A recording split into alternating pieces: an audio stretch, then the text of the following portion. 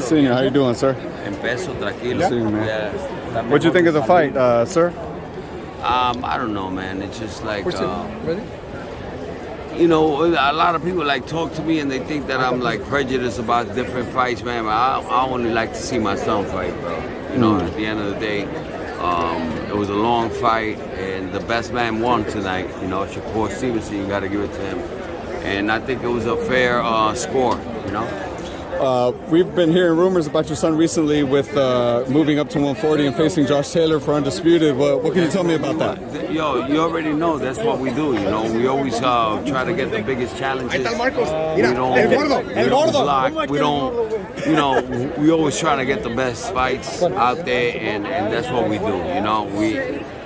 You know, my son is capable of doing everything that he can, you know what I'm saying? That unfortunately that fight was like, he was really sick in that fight, and basically we just gotta sit down and understand that this game is not like a fast game. You gotta understand that we gotta chill and make sure he's 100% next time he comes into the ring. You know, is Taylor maybe kind of a big opponent coming after a loss? I think that he's fighting Jose Cepeda. I think they mandated him for that. Oh, okay. Yeah, so you know he's not gonna let go of the belts because. I think that you know Crawford is fighting. He's going to try to fight Spence. So at the end of the day, you know he's not going to sit down and like just watch everybody fight. You know, so he's going to probably fight at 140 against you know so. Underrated, one of the best. But you know what it is?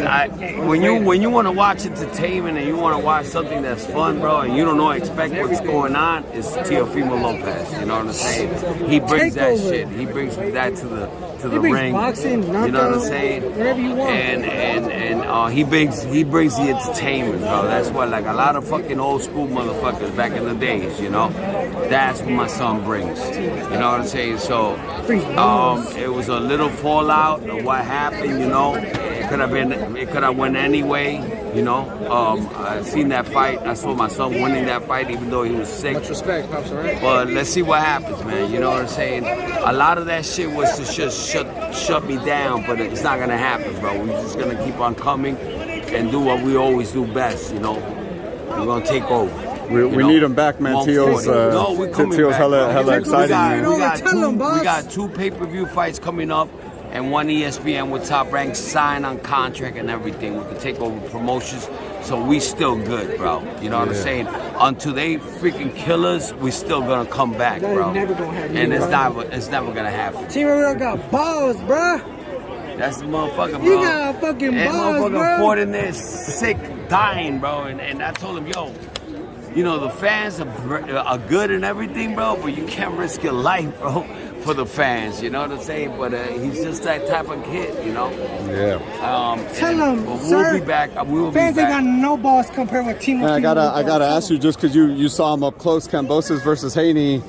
I got Haney winning that fight. You know what I'm saying? Because the way we were supposed to fight Kambosos was like to box him, like we did with Lomachenko, like we did with Comey. That's the way we were supposed to fight. But my son was so sick that he had to attack because he couldn't breathe. You know what I'm saying? And like if somebody comes and shoots you twice in the chest, what you gonna do? You're gonna retaliate and go crazy, you know what I'm saying? And that's what he was doing in that fight.